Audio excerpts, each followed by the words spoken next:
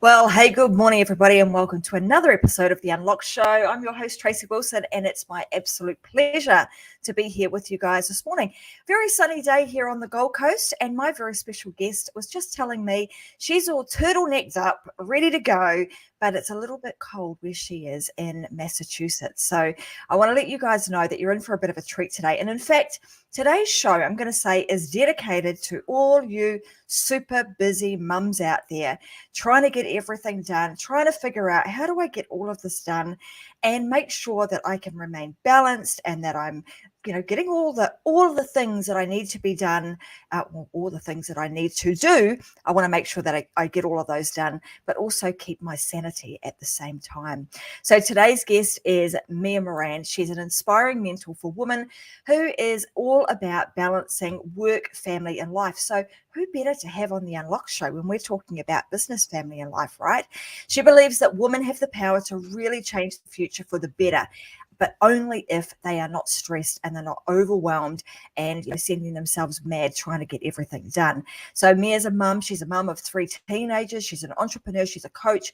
And she also makes time to make sure that her family's well taken care of, that she has time for herself with wellness, and she makes sure that she makes a lot of room for joy in her life. And she really does hope she's on a massive mission to empower over 1 million women, mums, to feel a real deep sense of balance and ease in their life. So if that sounds like, oh my God, I want that. I want some balance and ease in my life. I want to make sure that I can get all of the important things done. Then today's episode is an episode that you do not want to miss. So welcome to the show, Mia. Fantastic to have you here. Oh my gosh. Thank you so much for having me. And just the way that you say mums, I love it. I know. I talk to that many Americans, and I kind of find myself sometimes, my New Zealand and Australian friends go, oh my God, you sound really American. So I want to sometimes say, Mom, that sounds so foreign to me, but because we're so used to saying mum. But you guys all I will know hire exactly you to what we're introduce me talking about, anytime. right? Yeah, I love it. So I know what it's like too, because being a mum of now they're growing up, but I've got 3 sons, and like I said, they're all growing up, and I've got grandchildren these days, which is a whole lot of fun and a completely different level of busyness, right? But I can remember back when my kids were little, just trying to be all things, get everything done. And I know that no doubt I'm certainly not the only one. So I want to kind of go back a little bit in your career and in your life, and allow you to tell everybody kind of how you've come to this point of helping other women get it all done, but doing it in such a way that they feel balance and ease. What's brought you to this point? Absolutely. I'm still a little bit stuck at the point that you're a grandmother, but we're going to move beyond that. You look amazing. Oh, thanks very much. Must be the filters, but don't tell anyone. So I have 3 teenagers right now. So I also have 3 kiddos, and so there are 3 teens, and one actually just went off to college. So we have 2 at home.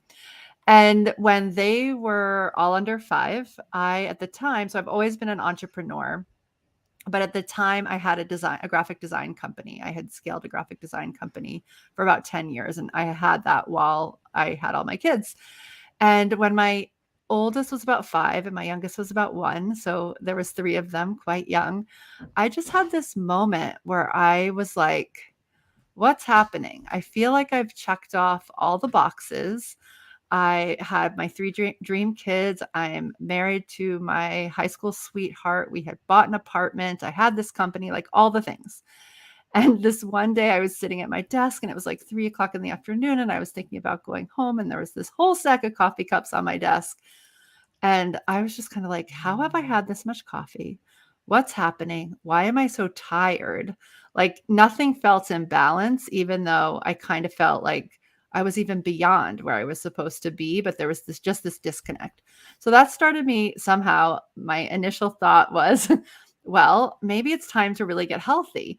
I wasn't planning on having more kids, and so I started on this journey to get healthy. And I mean, literally, it's hard to even explain, because I'm always saying, like, really let one thing lead to another. Literally, one thing led to another. I was like, okay, maybe today, instead of going home, I'll go move. And yoga studios had just become a thing. So I decided to try a yoga class. So I went to a yoga class, and the teacher just really resonated with me. And I'm an introvert, but at the end I was like, I've got to meet this lady. So I went to her, and I think I told her my whole coffee cup dilemma, and she was like, I know just what you should do. And so then she invited me to her house, and she taught me a little bit about food, and I started practicing it. And one thing just led to another. And because I was a designer, first of all, I got healthy very quickly, not knowing how to cook, but just prioritizing the things that I needed most. So at first it was like literally I ate the same thing for 3 months, but it made me feel really good. And I got off medicines I was on. Like, it was just, I was like, what is happening? Like, I overhauled my whole life, but in these like little micro moments. But it led me to writing this book called Plan Simple Meals, because one thing led to another, and I started interviewing experts, as we do, to learn more about food. And I was at the time, because this was 13 years ago, the people who were talking about food were sort of these older guru men. And I learned a lot about food, but I kept getting stuck on this fact that they would tell me that their kids didn't eat well. And I was like, well, if you're this guru and your kids don't eat well, like, that doesn't make any sense to me. So then I started interviewing parenting experts, and all that came together into a book eventually that was called Plan Simple Meals, which was like an unintentional project 100%. But I was so passionate about it, and I was a designer, so I knew how to make books. And so I did that, and I ended up taking it on the road for a year to bring it to women. And the thing that kept showing up so I, for some reason, started in California, which is probably like starting in your neck of the woods. And I don't know why I thought this was smart, but because basically everyone there knows a lot more about food than I do, because they've been having green smoothies for decades there, way long before here. So it wasn't news to them. Yet everybody kept showing up to these talks, and they're like, but we're not doing it. And so we started literally having them take out their phones and just looking at what was happening. And there was literally no time. There was no time to eat well. There was no time to sit down for family dinner. There was no time to go shopping. Like, their lives were just back to back. And so I started to realize that that was really the problem, and that was also the problem that I had been solving as I was getting healthy, that I kept figuring out how to do really hard things. But it always felt easeful to me in that time. It hasn't always felt easeful for me to do hard things, but in that moment, it felt really easeful. You know, it's really interesting that we should be talking about this, because I know that a number of women who are going to be listening to today's show, you know, they are either you're working for someone else, or maybe you're a stay-home mum. It doesn't matter. It doesn't seem to matter what it is that we do. Your life is just so full of things, right? Of stuff that we need to get done. And it's not until you have that kind of moment of, oh my God, almost like, what the heck is going on with me? And you look around, like you had that moment of, holy heck, I've got all these coffee cups on my desk. I'm not feeling really fantastic. I'm tired. What is going on here? That then kind of sends you in this different direction to then start exploring different things. And like you say, just sort of that one thing leads to the next thing, that leads to the next thing. And it's really interesting that you should bring this up, because just a week ago, I actually interviewed someone else, and he was talking about specifically values and what people value. And that'll be an episode that's coming up on the Unlock Show soon. But in America, it was talking about how health and well-being was actually in the top 5. So the fact that you're talking about this stuff, and that people are really thinking about, gosh, it's time for me to really start paying attention and start to do something that's going to help me lead a longer, more healthier, balanced life. And so then that journey taking you down the path of, whether it be sort of exploring the green smoothie thing, or sort of working out that, hey, I need to change the way in which I'm eating. But the number one problem is this situation of back-to-back life, of we just cram so much in our day that we don't allow the time for the prioritization of creating healthy habits in our life. So take us to, kind of, how did you do that? Will you recognize that I need to do this. You got a full life going on right there, Mia. How did you sort of make room for some stuff, the important things in your life to happen? Well, so it's funny because I don't know that I was consciously trying to move other stuff out. It was more that Mm. I was needing to put stuff in. And I use this analogy a lot because I feel like we as humans don't love when we're feeling like we're being restricted. And so Mm. I very naturally sort of did the opposite. And I didn't, so I added things in. So I knew that I wanted to eat this certain way that this woman told me. I just wanted to try it for 4 weeks. And I could have gone out and found a gajillion recipes that fit this way of eating. But instead, she gave me 5 and I literally ate those 5 things, like those meals for like 4 months, because that was the way I could make a huge change to what I was eating doable. And then when I really started to get sick of it, one day I literally Googled cooking classes near me that fit this way of eating. And this class popped up a mile away from my house. It's somebody who I think I would have met eventually because she's like an entrepreneur. She's connected to people I know, but I did not know her at this moment. And I literally found her on Google and she was teaching a class 4 days later. Like you can't even make that up. So I went to her house. It was the last cooking class she ever taught. And that's where I sort of learned was open to the framework of what I was learning. Now I have to have this caveat that I married somebody who's an amazing cook, but I just wasn't paying attention. And not everything was in this framework. And so it was literally like that. It was like I would make it doable and then I would take the next step. So then after I learned to cook a little bit, then I was like, this whole time, the kids were still eating the same way. I hadn't overhauled that yet. And so then I was like, okay, now I have this framework. I've got my 2 feet on the ground. I'm feeling really energetic. How can I shift this a little bit? So then I shifted that a little bit. And then just how we ate together became this huge thing. It was funny. I was on a podcast interview earlier today, and we really have had family dinner 5 to 7 nights a week this whole time. I have 13, Mhm. 16, and 18-year-old now. And somebody was like, really? I've like never even heard of that. And so there's a lot that I now take for granted, but that was something that we just prioritized. Now, it meant because we did that, because we made space for that, it meant that there was other things that didn't happen, right? So I wasn't Mm. inclined to go sign my kids up for every activity in the world. I tried to make my work really flexible so I could finish in time to make that meal, right? So there were certain things that I was doing in relationship to making these boundaries. Does that make sense? Like also I needed to meal Absolutely. prep. So yeah. And I think, it sounds to me like at that time it was just a conscious decision to reprioritize some things in your life. So not Yeah. necessarily getting rid of stuff, not, like you say, sometimes we added some other things to it, but it was like understanding what do I actually want to prioritize here? And if creating a healthy habit around eating was the priority, then what do I need to change, shift, move, do a little bit differently to make that one priority that I've just created now actually happen? And it's interesting. I mean, I'm a huge fan of making sure that, and always have, sit down. Dinner time at our place is up the table. Everybody eats together. It Yeah. always has been that way even when the kids were little. And I know we've just been talking about food, but so many other things come from that, right?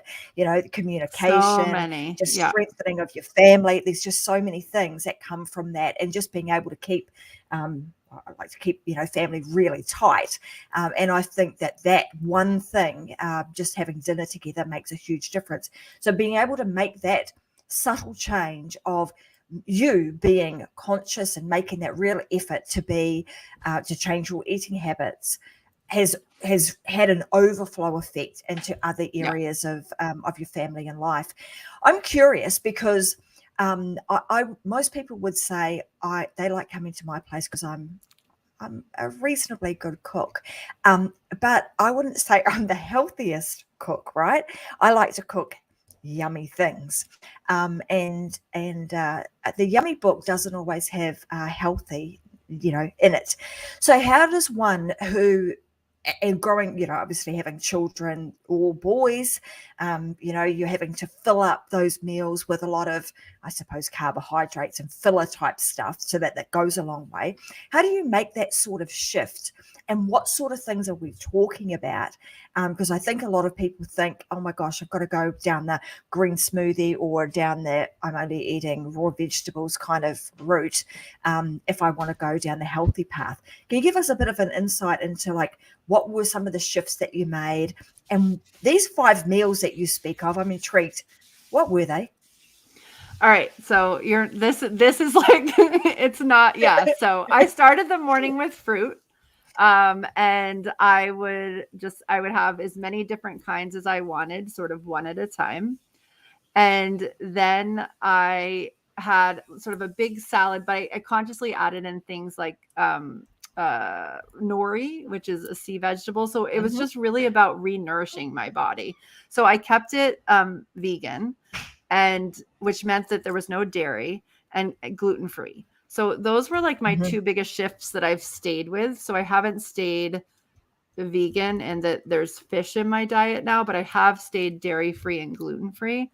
And I think that has really helped transform my health. Now, everybody is totally different. And I think the most important lesson I learned from all of this was the ability to trust my instincts and follow through on my instincts. And what I soon realized is the things that I was making boundaries around were things that like I thought I was supposed to do, or there was some conditioning around like everybody does soccer on Saturdays, or, I don't know, kids have to go to daycare, or like whatever the things are, like, and everybody has different circumstances, and those things weren't resonating with what I wanted to do with my family. So that was really the biggest lesson for me, was that I was listening to myself. So I just want to say that caveat, because I don't like necessarily talk at this point about a certain way of eating. But taking gluten and dairy out was a big deal. And it really helped me to make healthy some of those recipes that might not be as healthy if you like looked up a recipe. So I find that that's a great trick. Like if you have a lasagna you want to make, or you have tacos you want to make, and you look up the gluten-free, dairy-free version, very often you can find interesting things that have healthy fats and have less sugar. So in vegan cooking, there's a lot of nuts are used, nuts and seeds. So if you have a nut allergy, it's not as good. But like I use cashews a lot to make things creamy instead of cream and butter.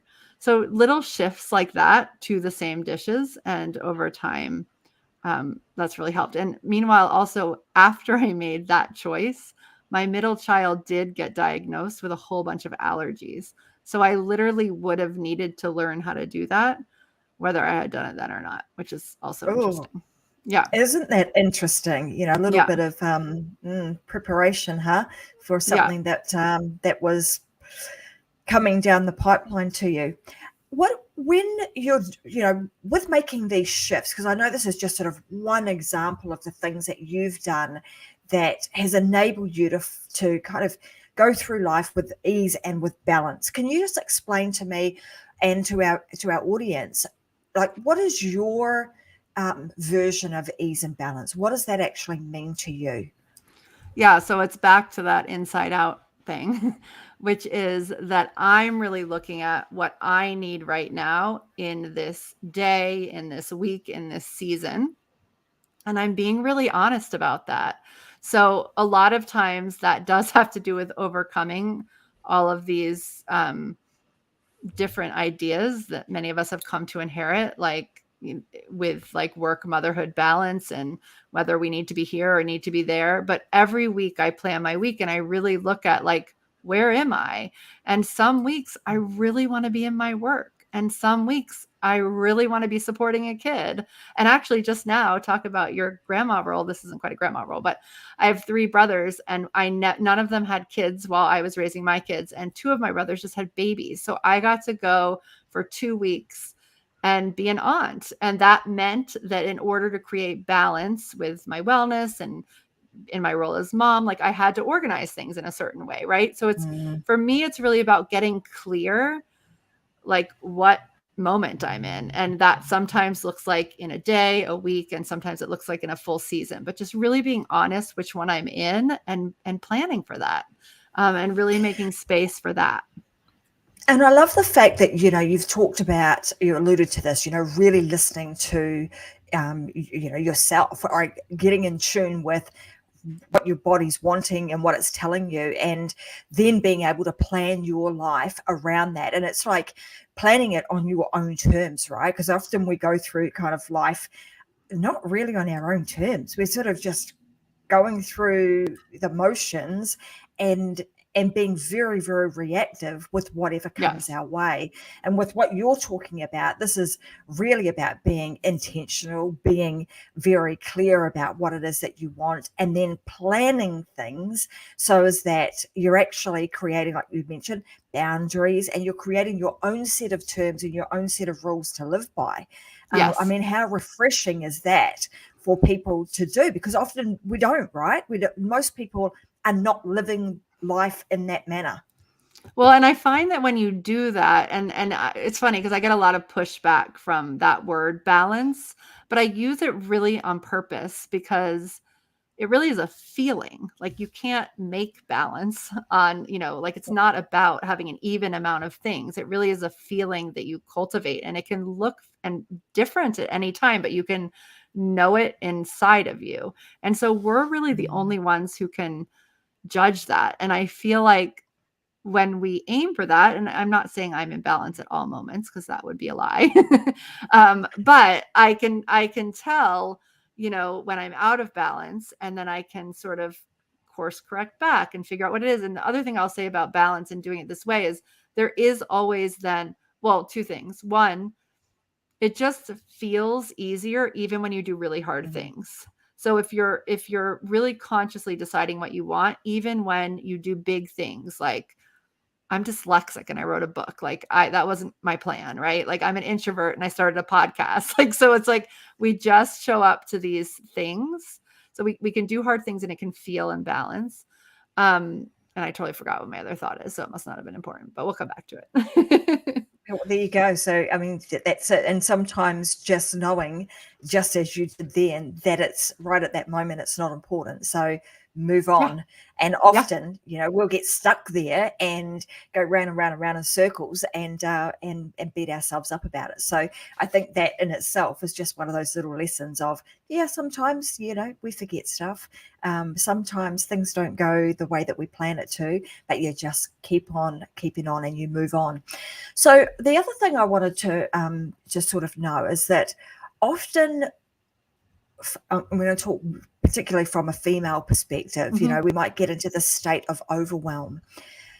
What are some of the telltale signs that you are heading down a path of overwhelm? When would somebody start to recognize that? Because I would think that the sooner we can recognize it, the sooner we can actually do something about it. So let's help everybody sort of recognize some of those signs where they might be out of balance, they might be getting to the point where they're overwhelmed, and then as a lead on to that, from that, what can we do about it? What are some of the things that we can do to kind of course correct so that we're no longer heading down that overwhelm path? Yeah. So, I mean, some of the telltale things are just feeling really tired, but like unexplicably, like not like in a way that doesn't make sense to you. Or another thing people explain a lot is that they're asked how their day was or how their week was. And there's just this feeling that they never stopped, yet there's nothing that feels substantial enough to share with the person, which just means that, you're really stuck in that busyness loop. Or things are just taking so long and are frustrating. And that usually also leads us to blaming everything and everybody around us for what's not working out. So those are some of the ways that we can tell that we're just, or, yelling at kids, like just all the things that we're not naturally like short or yelly or frustrated. Like those aren't natural things. Those are things that we're creating because there's just too much. There's just too much, and that overwhelms our system. So the way to really get out of that, I believe, is a couple things. One is what we've been talking about this whole time, which is just really to get clear on what you want in your life in general. And I love going out 5 years and really visualizing what it will be like then and what it feels like then. So a lot of times I lead people in guided meditations, or I'll just tell somebody to close their eyes and just really like transport themselves to 5 years from now. And often people will go with like an actual tangible thing, like I want to make this much money, or I want everybody to be healthy, or I want to be skinny, or whatever it is. But once you spend like 30 seconds there, you start to feel it. And people will say they're standing taller. They're like, they feel like they've grown. They feel like they're glowing and they're graceful and they're confident. And so it's how do we take those things back to today and operate from that space?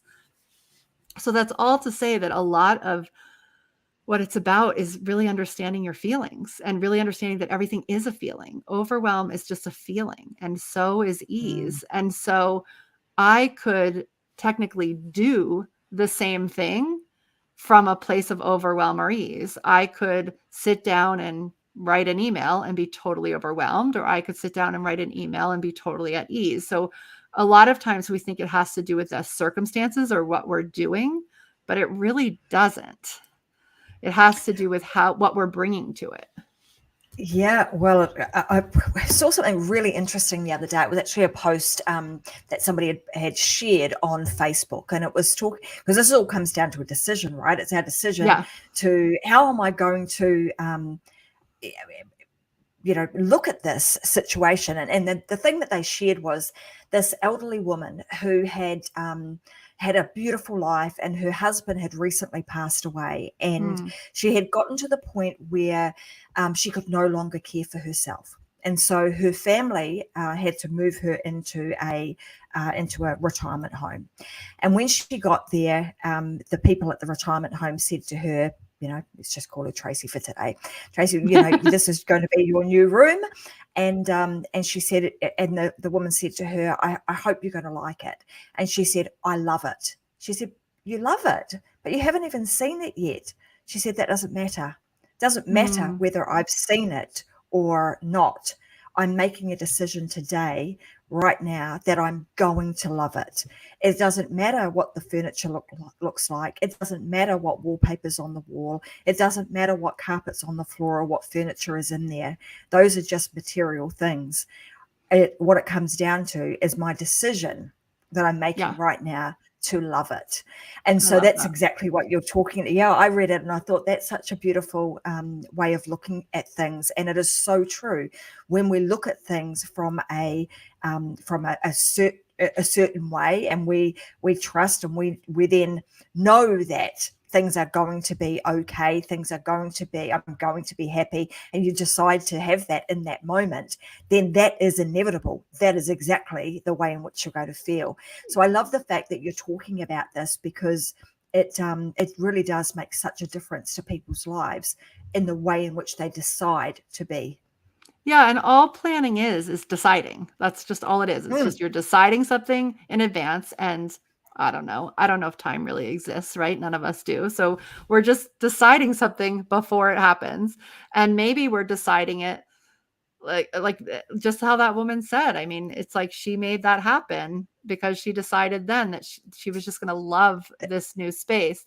And so I think that the benefit that planning gives us is that if I'm sitting down to plan right now and I'm totally frustrated because, I don't know, the day was long, I'm hungry, like food didn't quite go as planned, whatever.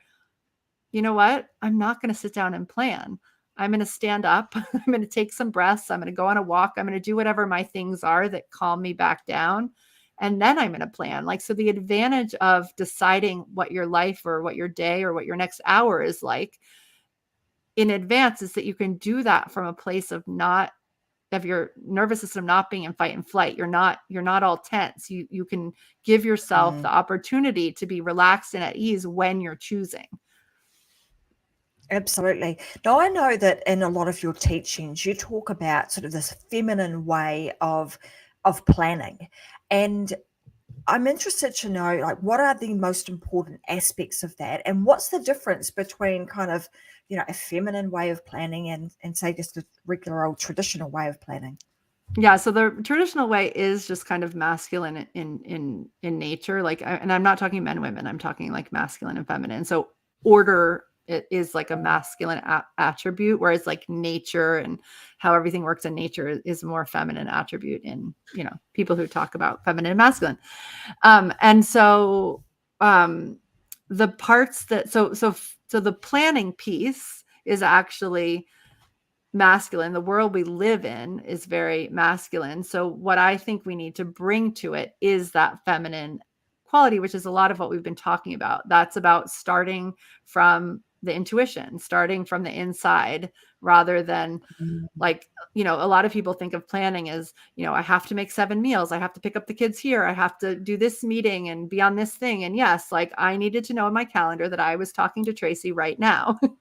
But, I made that choice based on my on what was happening. And I also have free time in my calendar, and I can hold that for things that I intuitively know I need to bring in right now. So sometimes, again, that might be work focused, and I might be sitting down and writing my next book, or sometimes I might really need to focus on my health, and that would have a whole different set of things. And so it's really starting from the inside and trusting your gut on that. That is feminine. So the thing that happens though is that the feminine kind of fights the idea of the plan.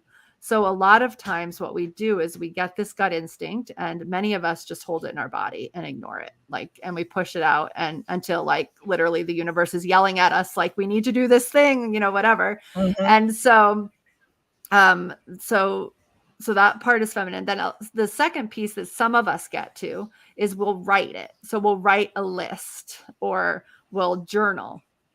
Those are also feminine things. So the endless to-do list though is great if you've looked at your intuition and you've put that down on paper.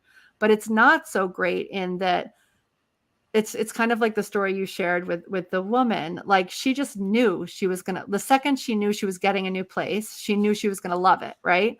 So you get this idea of, I'm going to, I don't know, buy this present for somebody, or I'm going to eat this certain way, or I'm going to do this thing in my business. And it's because you had the idea, like, as far as the world's concerned, that's it, that it is, right? But then we live in time. So then we have to plot it out, like, because that's not really true. So a lot of times the overwhelm comes in that we have this amazing feminine quality as women, usually, to really get those intuitive hits. But we're not sure what to do with them. And the overwhelm comes in pretty quickly because we're like, I don't have time to write a book, or I don't know anything about getting healthy, or, whatever it is that we're working on.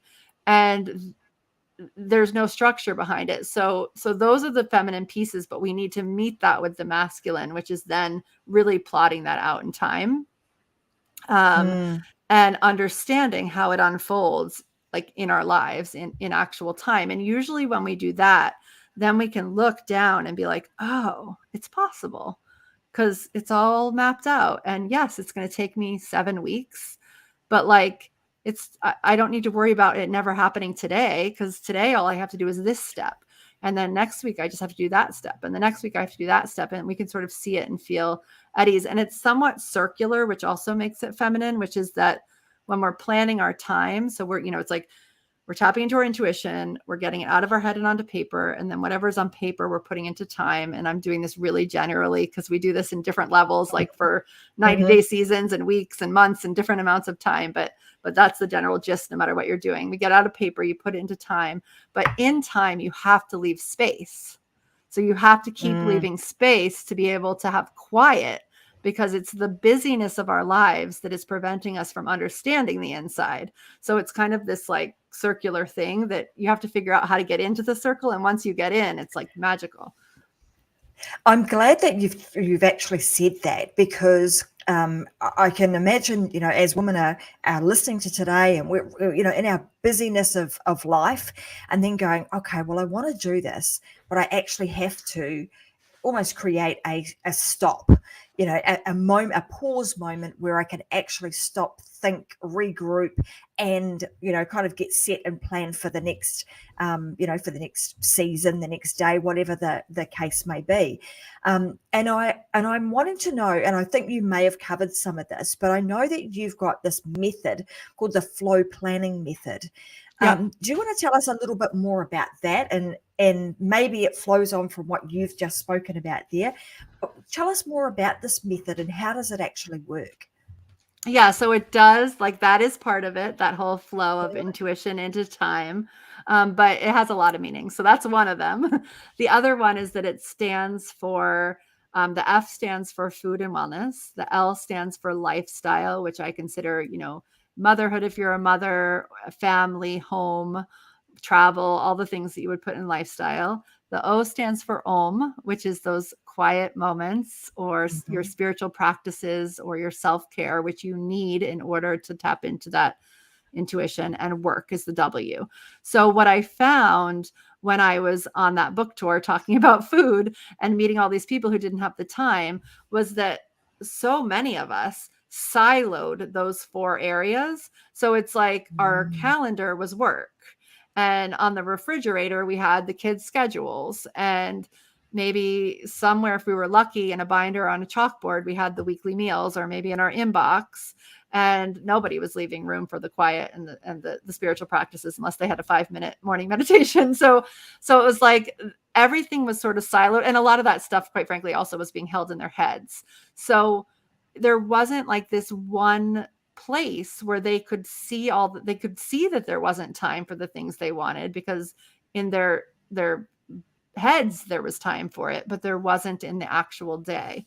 And so this came out of that, out of really thinking through and setting goals in all those areas and really understanding how they affect each other.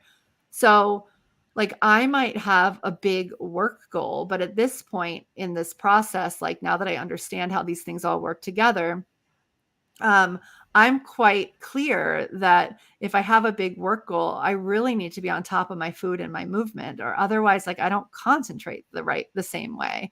I also Mm. need to, like, make sure that I'm in alignment and honoring my values around my family, or otherwise, same thing. I don't concentrate on the work goal. So it's like, so it's kind of like, how do all these things fit together?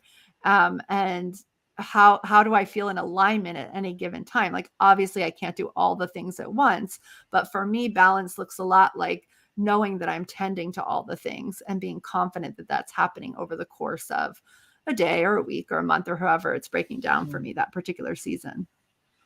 And so this system that you create, or the method that you use, what breaks it down into like 90-day cycles, and then you could sort of Yeah. repeat that over and over and over again until you've kind of planned out the entire, over time you plan out the year.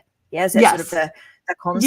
Yeah, Yeah. because what I find is that, especially with women and just all the different seasons, it's just really helpful to have smaller chunks of time.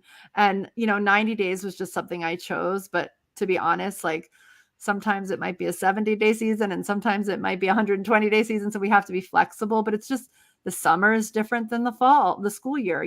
When school Mm. starts, the holiday season is different than the summer. The spring is different than the fall, even at school. Like, the seasons are just different and we act differently.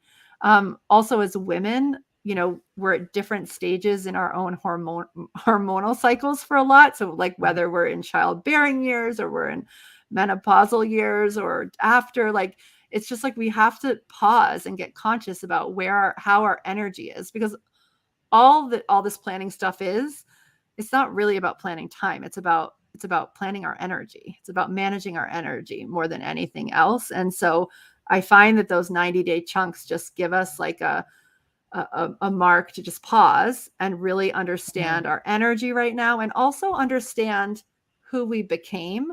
Because a lot of times Like people are always like, okay, so I do my 5-year visualization and then I'm done. No, like you're going to have a very different 5-year visual, like week to week, month to month, 90-day season to 90-day season, because you're evolving into the next version. You've become somebody different and leaning into that season. And so your vision changes and grows. It's such a fascinating thing to be, to be talking about, but having this sense of, I want to create some flow. And I love the acronym, that you're using here, because quite often we do, as when we try to compartmentalize things and really don't bring them together as business, family, life, it all being one. How do we juggle all of those things with ease without it seeming like you're juggling, like you've got it all together, that things are just happening with ease and flow. So I absolutely love these concepts. I want to make sure that our audience has an opportunity, because I know you've got some stuff that you provide to your audience, and I'd love you to be able to share that with our audience too. Absolutely. So that if they want to sort of understand this concept more, that they are ready to get, some balance and some flow back into their life, where can they go, Mia? I've got a website here, and I'm pretty sure I've got it correct. So let me just pop it up and you can confirm it to me that I've got it right. And it's plainsimple.com/free course. Is that correct? Yeah. Plan Simple. Yep. Beautiful. Well, there you go, guys. So Mia's given you access to a free course that she's created to help you plan very simply. This doesn't have to be an overcomplicated process. It needs to be very, very simple. And if you go and pick that up from her today, I'm sure that you'll be able to utilize some of the method that she now teaches women all over the world, so that they too can get some flow and balance back in their life. Mia, I want to say thank you so much for being an amazing guest today. It's such an interesting topic and an extremely important topic, because, like I've mentioned earlier, often we just tend to go through life in our busyness, not really stopping and thinking about, what do I really want in my life, and how am I going to go about creating that from a place of, I'm going to say, knowing, and from your own inner intuition. So I think it's really important that we talk about these feminine things on a regular basis. And I want to thank you for doing that. Oh, thank you. It was so great to be here. Well, I hope everybody has enjoyed today's conversation. Before we dial out, though, I do want to ask you this question. I want to know, some time ago, before you started all of this, if you had an opportunity to go back and actually give yourself a piece of advice, let's say you were, 20, what piece of advice would you go back and give yourself now?